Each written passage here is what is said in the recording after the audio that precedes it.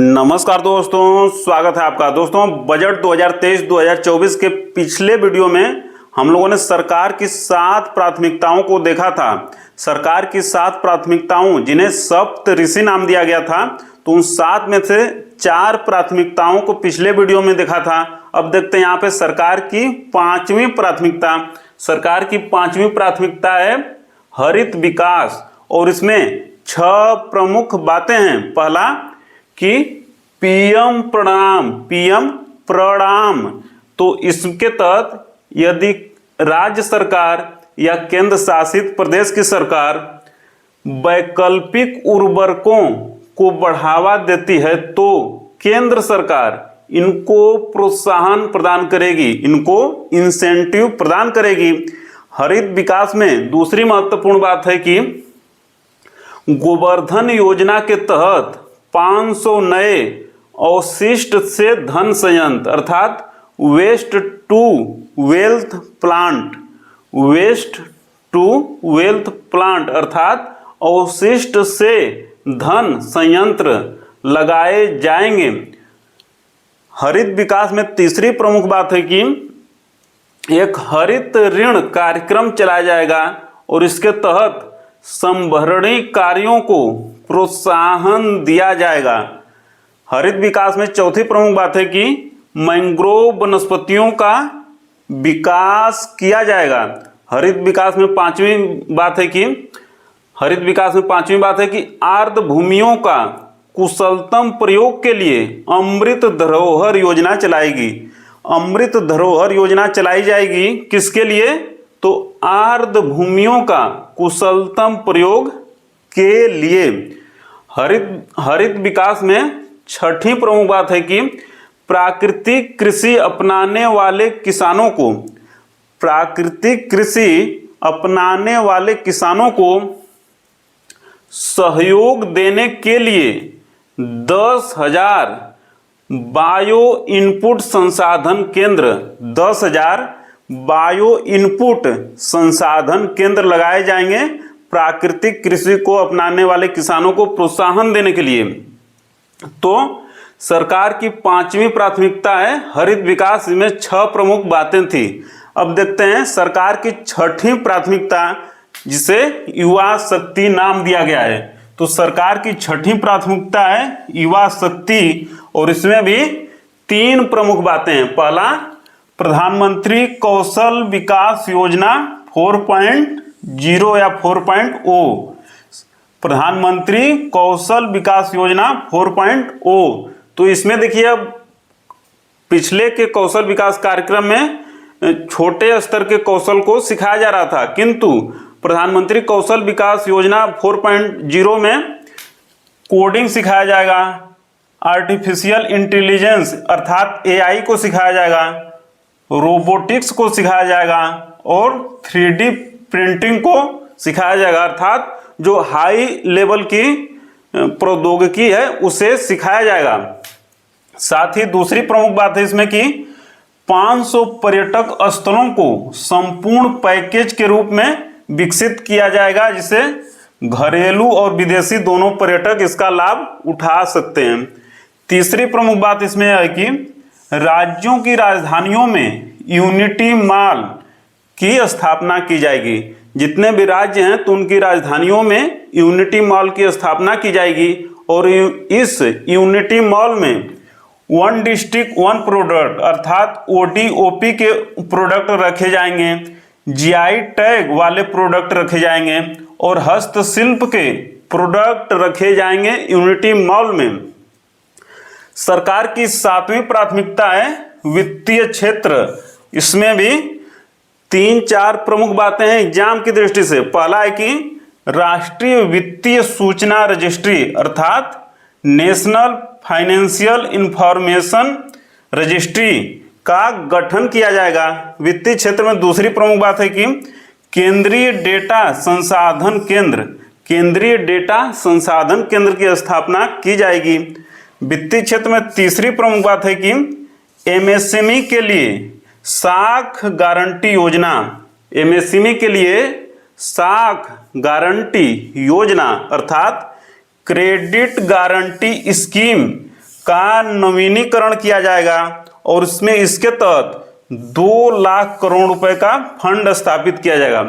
2 लाख करोड़ रुपए का एक फंड स्थापित किया जाएगा साख गारंटी योजना अर्थात क्रेडिट गारंटी स्कीम के तहत, और इसके तहत एमएसएमई को बिना जमानत अर्थात बगैर कोलेटरल के ऋण प्रदान किया जाएगा ताकि एसएमई लघु सूक्ष्म और मध्यम उद्योग अर्थात एमएसएमई का विकास हो सके। और यह योजना 1 अप्रैल 2023 से चलाई जाएगी। 1 अप्रैल 2023 से यह योजना को प्रारंभ किया जाएगा। तो ये था सरकार की बजट 2023-2024 में 7 प्राथमिकताएं जिन्हें सप्तऋषि नाम दिया गया था। और बजट से संबंधित अन्य तथ्य देख लेते हैं जो एग्जाम की दृष्टि से बहुत महत्वपूर्ण है। तो देखिए बजट 2023-2024 में कितना खर्च किया जाएगा, तो 45.03 लाख करोड़ रुपए, 45.03 लाख करोड़ रुपए खर्च किया जाएगा 2023-2024 में। और इस 45.03 लाख करोड़ रुपए में से राजस्व व्यय होगा अर्थात राजस्व खर्च होगा 35.02 लाख करोड़ रुपए, 35.02 लाख करोड़ रुपए राजस्व व्यय होगा। और 10 लाख करोड़ रुपए, 10 लाख करोड़ रुपए पूंजीगत व्यय होगा। और पूंजीगत व्यय में पिछले वर्ष के तुलना में 37.4% की वृद्धि हुई है, इसे भी ध्यान में रखना है। अब देखते हैं कि सरकार का ये जो बजट है 2023-2024, तो सरकार को आय की प्राप्ति कैसे होगी, सरकार को आय यानी कि राजस्व की प्राप्ति कैसे होगी और सरकार कहाँ पे खर्च करेगी। तो सबसे अधिक प्राप्ति सरकार को उधार एवं अन्य देयताएं से होगी। सरकार को सबसे ज्यादा राजस्व की प्राप्ति कहाँ से होगी, तो उधार एवं अन्य देयताएं से होगी 34%, अर्थात उधार सरकार लेगी 34%। सरकार की राजस्व प्राप्ति का दूसरा प्रमुख स्रोत होगा जीएसटी एवं अन्य कर, तो यहाँ से 17% की राजस्व प्राप्ति होगी। सरकार का राजस्व प्राप्ति का तीसरा सबसे बड़ा स्रोत होगा आयकर, यहाँ से 15% राजस्व प्राप्त होगा। और चौथा महत्वपूर्ण होगा निगम कर, यहाँ से भी 15% होगा। तो आयकर से 15%, निगम कर से 15%, जीएसटी एवं अन्य कर से 17%, उधार एवं अन्य देयताओं से 34%। इन्हें ध्यान में रखना है क्योंकि सुमेलित करने को भी देता है। अब देखते हैं कि सरकार व्यय कहाँ पे करेगी। ये जो 45.03 लाख करोड़ रुपए है, तो व्यय कहाँ पे करेगी, ब्याज अदायगी में। ब्याज अदायगी में 20% व्यय हो जाएगा सरकार का। अर्थात देखिए सरकार की राजस्व प्राप्ति सबसे ज्यादा कहाँ से है, उधार से है। और सरकार का खर्च कहाँ हो रहा है सबसे ज्यादा, जो उधार लिया है उसका ब्याज चुकाने में। तो व्यय होगा सर्वाधिक ब्याज अदायगी में 20%। करों एवं शुल्कों में राज्यों का हिस्सा, इसमें देखिए 18% सरकार का व्यय हो जाएगा। केंद्रीय क्षेत्र की जो योजनाएं चलती हैं उनमें 17% व्यय हो जाएगा। और केंद्रीय प्रायोजित योजनाएं जो चलती हैं उसमें 9% हो जाएगा। इसको क्रम से याद रखना है। अब एग्जाम में पूछा जाता है कि घाटों का, तो देखिए सबसे पहले कि राजस्व घाटा, पहला है राजस्व घाटा। तो ये देखिए 2022-2023 राजस्व घाटा 2022-2023 में संशोधित अनुमान के तहत कितना था, 4.1%। राजस्व घाटा 2023-2024 जो बजट अनुमान है उसमें 2.9 है। प्रभावी राजस्व घाटा 2022-2023 में 2.9% और प्रभावी राजस्व घाटा 2023-2024 के बजट अनुमान में 1.7%। तीसरा है प्राथमिक घाटा, तीसरा है प्राथमिक घाटा। तो प्राथमिक घाटा 2022-2023 का संशोधित जो अनुमान आया है अभी, तो उसमें 3% है। और प्राथमिक घाटा 2023-2024 के बजट अनुमान में 2.3% है। एग्जाम में पूछा जाता है हमेशा हर साल राजकोषीय घाटा तो 2022-2023 के संशोधित अनुमान में 6.4% है। 2023-2024 के बजट अनुमान में राजकोषीय घाटा 5.9 है। इसे ध्यान में रखना है क्योंकि राजकोषीय घाटा बहुत ही महत्वपूर्ण है। सबसे महत्वपूर्ण कि राजकोषीय घाटा हाल में सबसे ज़्यादा कहाँ था तो 2021-2022 में 6.7% था। इसे भी ध्यान में रखना है।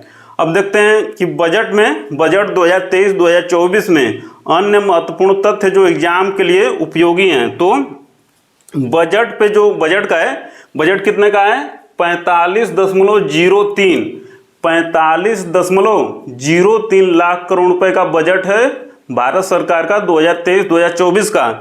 तो सरकार का खर्च कहाँ पे हो रहा है, सरकार की प्राथमिकताएं हैं कहाँ पे खर्च करने की। तो ब्याज भुगतान में 10.79 लाख करोड़ खर्च होगा। ब्याज के भुगतान में सबसे ज़्यादा खर्च होगा और वह राशि होगी 10.79 लाख करोड़ रुपए। और दूसरा खर्च होगा परिवहन में 5.17 लाख करोड़ रुपए। दूसरा खर्च होगा सर्वाधिक परिवहन में 5.17 लाख करोड़ रुपए। सरकार तीसरा सबसे ज़्यादा खर्च करेगी रक्षा क्षेत्र में 4.32 लाख करोड़ रुपए। और सरकार चौथा सबसे ज़्यादा करेगी प्रमुख सब्सिडी में 3.74 लाख करोड़ रुपए, 3.74 लाख करोड़ रुपए।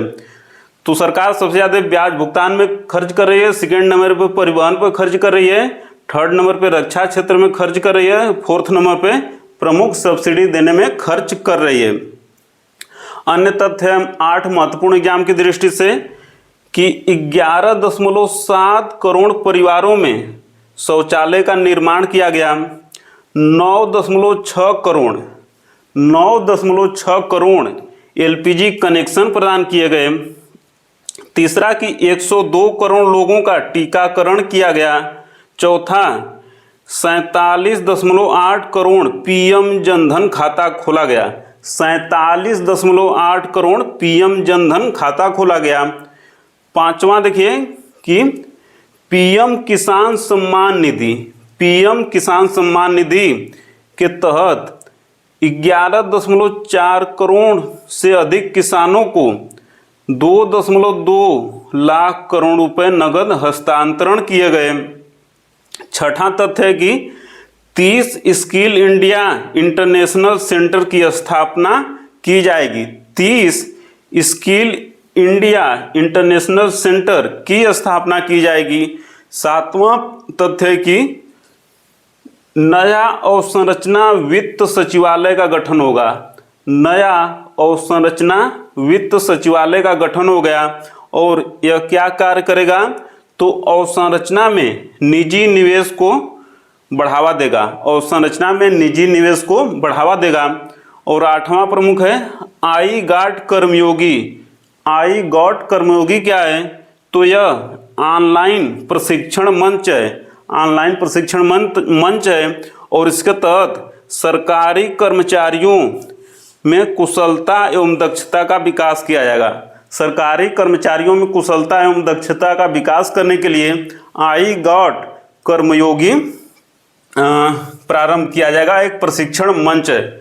तो आज इतना ही दोस्तों, हम लोगों ने देखा बजट और इसमें सरकार की 7 प्रमुख प्राथमिकताएं जिन्हें सप्तऋषि नाम दिया गया और उसके साथ ही यह भी देखा कि एग्जाम में क्या महत्वपूर्ण है। तो मिलते हैं जल्दी अगले वीडियो में, तब तक सादर नमस्कार।